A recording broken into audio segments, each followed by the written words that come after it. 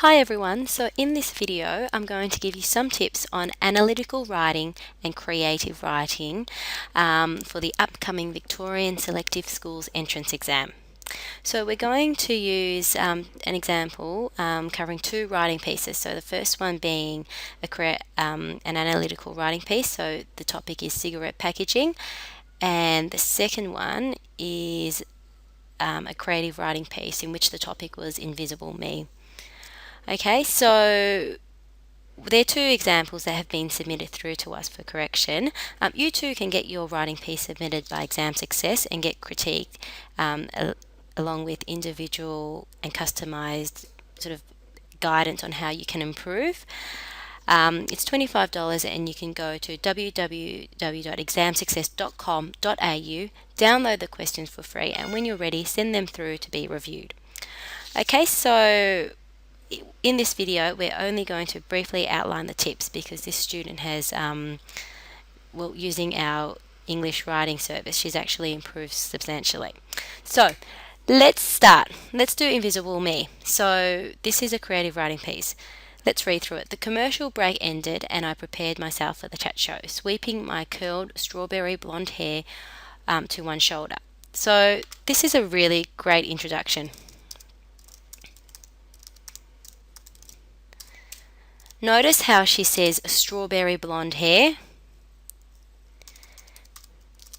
and she uses description, okay? And she's doing a lot of showing as opposed to telling. Instead of saying something like the commercial break ended and the girl prepared herself for the chat show. Instead, she said the commercial break ended and I prepared myself for the chat show, sweeping my curled strawberry blonde hair to one shoulder. So you can see the action happening. Let's keep going. The crowd cheered and applauded as I smiled for the camera. So, Sydney Harrison, I bet you were popular in school, weren't you? I mean, who wouldn't be with a face like that? Ellen DeGeneres asked aloud, with the crowd listening to her every word. Again, notice there's a lot of showing as opposed to telling.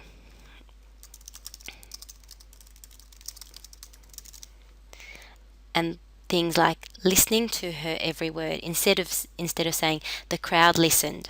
Okay. Let's keep moving. I blushed from the compliment. So instead of saying I was so happy with that compliment, I blushed from the compliment and replied, no, actually, I was shy and quiet, just invisible me. Again, this part here, invisible me, links to the question.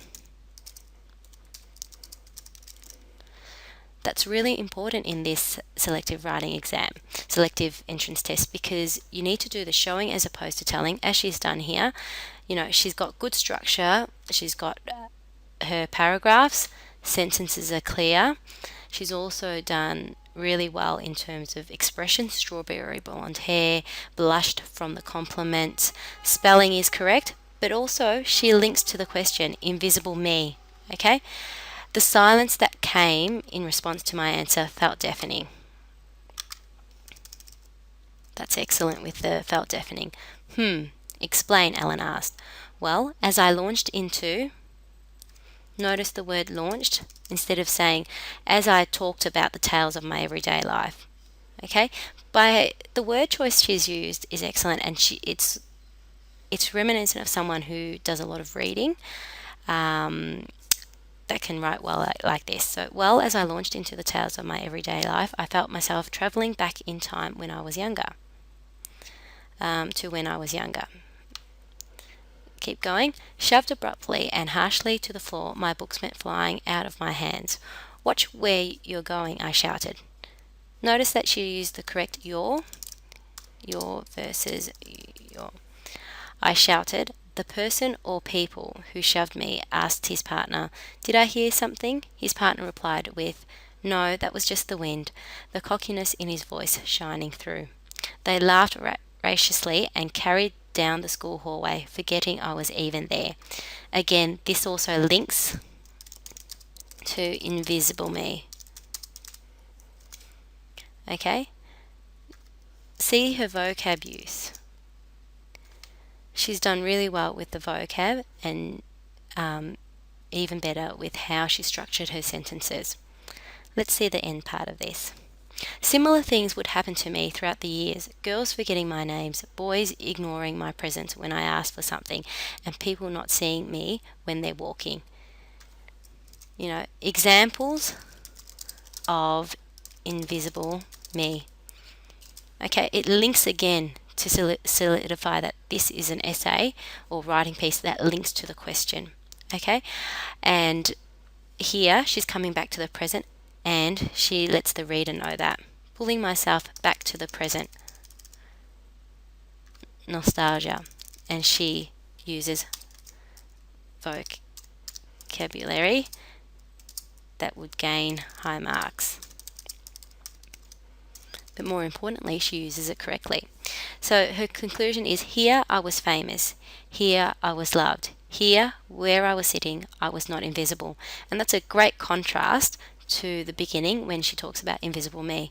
So this is a very simple story about a girl who's now famous and being interviewed, and it pushes back to her time when she was invisible, whereas now she isn't. This is an excellent piece. So in terms of competitiveness in the exam, this is pretty competitive when you're talking about a creative writing piece. Okay, it's links to the question, it's showing as opposed to telling, so it is a proper creative writing piece, and it's got really good structure. Everything makes sense from the beginning to the end, and it incorporates this idea of invisible me into each component very well. Okay, so now let's look at the argumentative writing piece. So it's this one here. So cigarette packaging. Not long ago, it was made mandatory in Australia for all cigarette packaging to be plain, meaning no brand name or picture. Many companies were furious at this new change in how they package cigarettes. It is a good idea to package cigarettes plainly because it reduces the smoking risk and population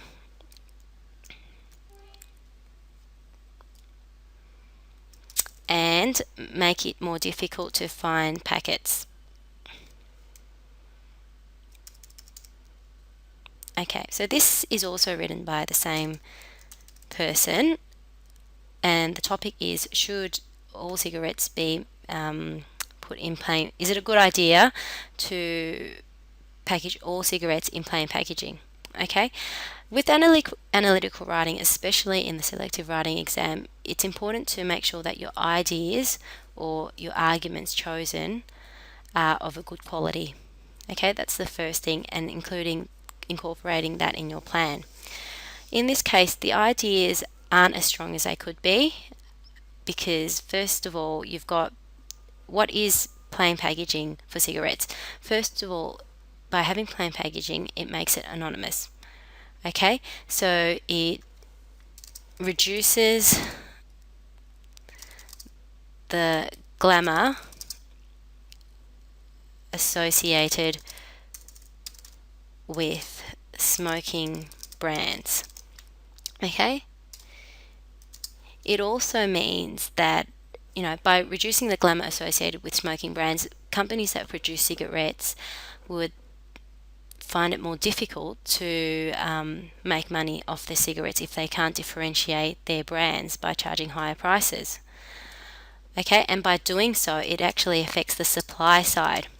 Okay, so that's part of that's a really strong argument in terms of why it's good to package cigarettes plainly. It's a supply side argument. Okay, the other side is in terms of demand.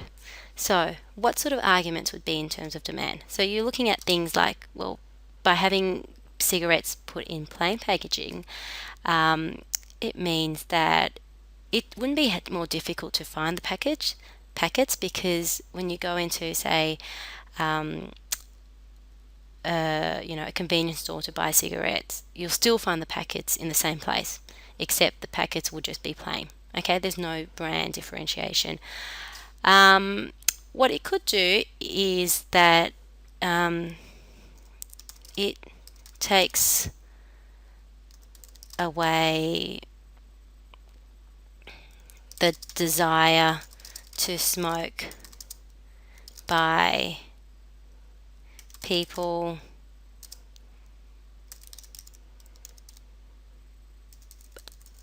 who smoke, just bear with me, I need to move this.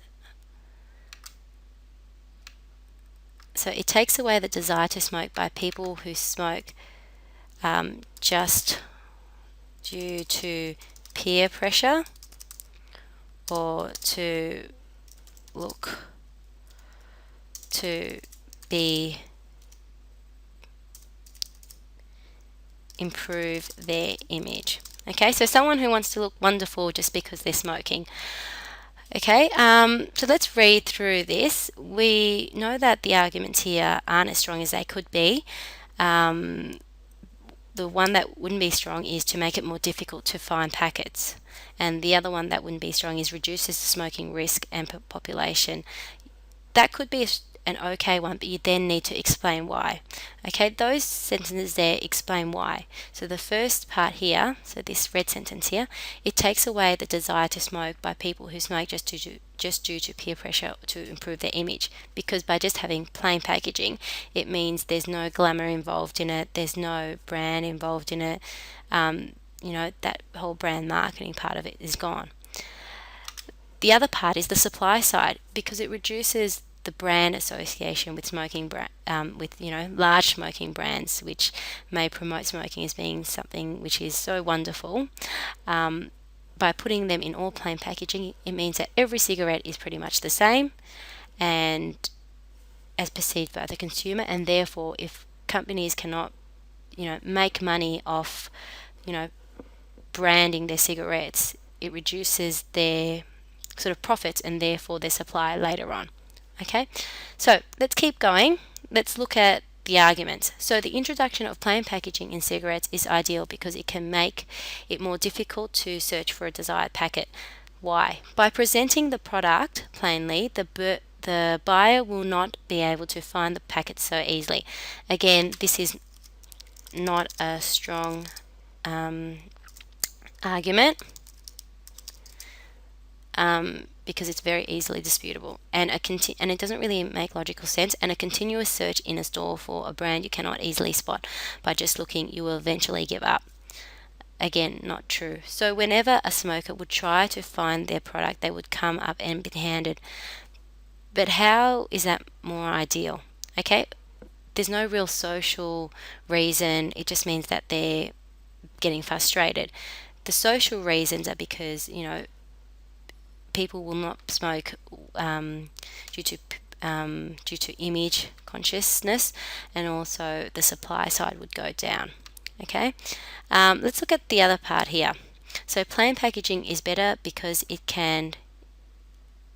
The question is whether it's actually good. So plain packaging is better because it can also reduce the risk of serious diseases, cancer, that can come from smoking. By packaging plainly, more and more people will become less and less determined to find their packet.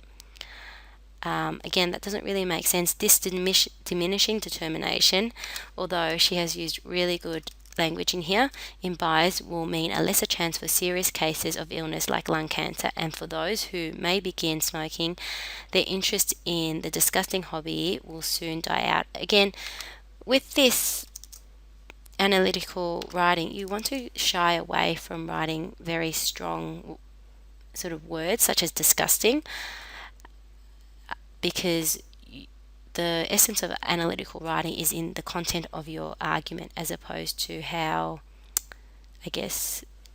well you can sort of put down the other side.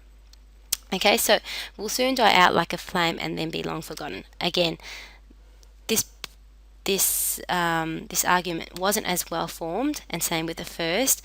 So can you see here that whilst someone can write quite well, in analytical writing you can actually your score could go down just because of how you choose your arguments. Okay, analytical writing, especially in this selective exam, is quite difficult. They use a lot of common topics that are sort of at the moment issues, and so it's really important to be aware of those issues and come up with sort of dimensions of arguments as shown in my book, on how to approach it. Okay, so what else is missing here? It's missing a conclusion. Okay, it's really important not to forget that in the exam. So whilst this analytical writing piece, makes sense in terms of its writing, there's no sort of real spelling errors. There's overall somewhat good structure. It wouldn't score as highly or not as competitively just due to the choice in argument itself. Okay, they're wanting also good choice of arguments in relationship to the question. Some of the sample questions they've also put up are things like, cloning, that was an old question, and also recently whaling. Okay, so if you want more tips on your writing, download our questions on www.ExamSuccess.com.au and email us your writing piece to get reviewed. Okay, thanks for watching, and I hope you have